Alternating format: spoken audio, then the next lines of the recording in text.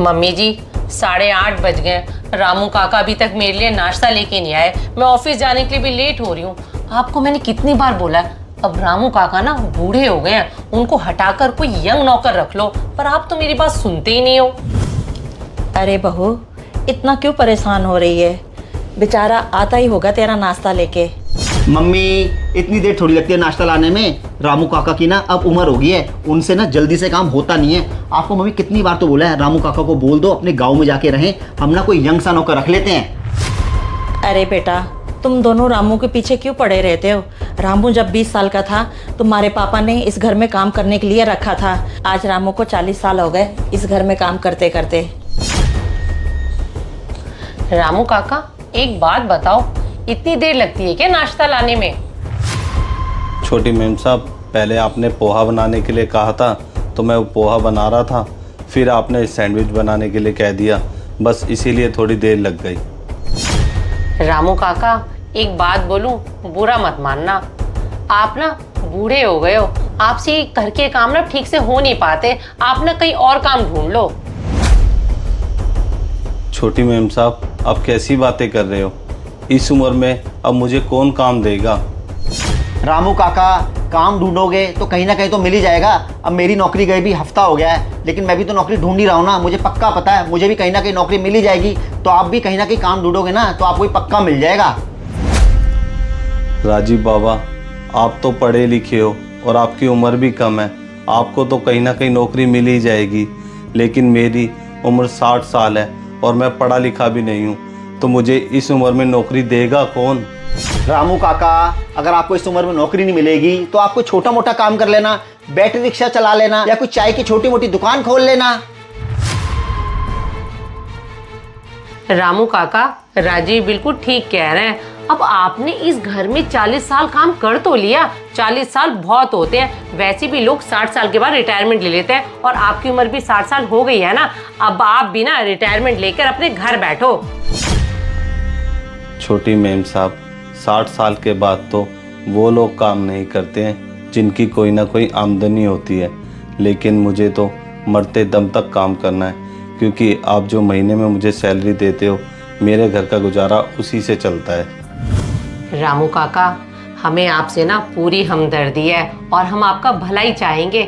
आपको इस घर में काम करते करते पूरे 40 साल हो तो गए हैं। रामू काका, डॉली बिल्कुल ठीक कह रही है। और रही बात घर का गुजारा करने की, तो उसके लिए मैंने आपको बोला तो है, आप कोई ना कोई चाय की दुकान खोल लो या बैटरी रिक्शा चला लो। रामू काका, बस आपकी ना इस घर में इतनी लिखी थी, आप ना कोई अपना इंतजाम कर लो अब। ठीक है, मैं अपना कोई ना कोई इंतजाम कर लेता हूँ।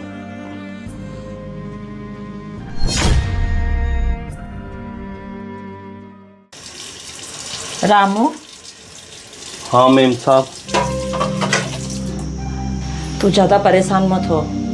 मेम साहब, परेशान होने वाली बात तो है ना, मैंने अपनी पूरी जवानी इस घर को दे दी, और आपने और साहब जी ने भी मुझे इतना प्यार दिया कि मुझे कभी लगा ही नहीं कि मैं इस घर का नौकर हूँ। मुझे यही लगा कि मैं इस घर का सदस्य ही हूँ। रामू, तू इस घर का सदस्य ही है। तुझे तो पता है तेरे साहब रहे नहीं, अब बच्चे बड़े हो गए, अब बच्चों को ही चलती है। हाँ मैम साहब, अगर आज साहब जी जिंदा होते तो मुझे इस घर से जाने के लिए कभी ना कहते, लेकिन अब मुझे इस घर से जाना होगा। मेरा सफ़र इतना ही था आपके साथ।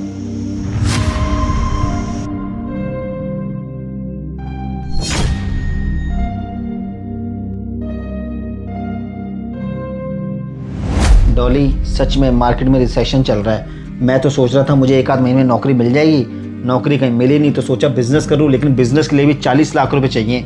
सब हाथ पैर मार रहा हूं, लेकिन कहीं से पैसों का अरेंजमेंट नहीं हो पा रहा है। हाँ राजीव, ये तो है, हमने अपनी लाइफ में इतनी परेशानी आज तक नहीं देखी है।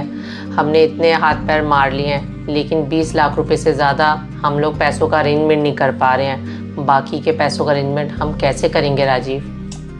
छोटी मैम साहब। हाँ रामू काका।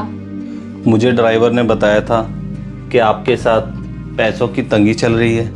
हाँ रामू काका, हमारे साथ चल रही है पैसों की तंगी, लेकिन ये हमारा पर्सनल मैटर है। एक बात बताओ, हमने तो आपको यहाँ से जाने के लिए कहा था, क्या रहा आपका जाने का? हाँ छोटी मेम साहब, मैंने अपने बेटे को बोल दिया है, वो ट्रेन की टिकट कर देगा और गांव में ही मैं कोई छोटा मोटा काम कर लूँगा। हाँ रामू काका, यही ठीक रहेगा। आप गांव में रहो और वहीं कोई छोटा मोटा काम करो। राजीव बाबा, छोटे मुंह बड़ी बात कहूँगा, आपको हमेशा मैंने अपने बेटे की तरह प्यार किया है और आपको बचपन में इसी कंधे पर खिलाया है और मेरी इस घर से बहुत यादें जुड़ी हुई हैं। आपको पता है, जब आप 6 महीने के थे ना, तब मैं इस घर में आया था। हाँ राजू बेटा, रामू बिल्कुल ठीक कह रहा है। तेरे पापा के पास ना बिल्कुल टाइम नहीं रहता था। रामू के साथ में ही तेरा बचपन गुजरा है। हाँ मम्मी, मुझे बहुत अच्छे से पता है। रामू काका मेरे बचपन में बहुत ध्यान रखते थे। रामू काका ने मुझे साइकिल चलाना सिखाया और इनकी पीठ पर बैठकर मैं खेला करता था। राजीव बाबा, वो दिन तो मुझसे बुलाए नहीं भूलते और मैंने भी हमेशा अपने आप को इस घर का सदस्य ही माना है और मेम साहब और साहब ने मेरे हर सुख दुख में मेरा साथ दिया है। तो इस नाते मेरा भी फ़र्ज़ बनता है कि मैं इस दुख की घड़ी में आपका साथ दूं। राजीव बाबा, ये 2.5 लाख रुपए हैं, इन्हें आप रख लो। रामू काका, 2.5 लाख रुपए? इतने पैसे आपके पास कहाँ से आए? राजीव बाबा, जो मुझे इस घर से हर महीने सैलरी मिलती थी तो उसमें से थोड़ी बहुत मैं बचत कर लेता था। ये समझ लो कि ये मेरी जीवन भर की पूंजी है। क्या रामू काका, ये आप अपनी जीवन भर की पूंजी हमें दे रहे हो, और जिसमें कि आपको बहुत अच्छे से पता है कि हम लोग आपको अब इस घर में काम पर नहीं रख रहे हैं। हाँ छोटी मेम साहब, मुझे अच्छे से पता है कि मुझे इस घर से चले जाना है, लेकिन अगर यही मुसीबत मेरे बच्चों पे पड़ी होती तो मैं उनकी मदद करता ना, और आप भी तो मेरा परिवार हो, इसीलिए मेरी तरफ से ये छोटी सी मदद है।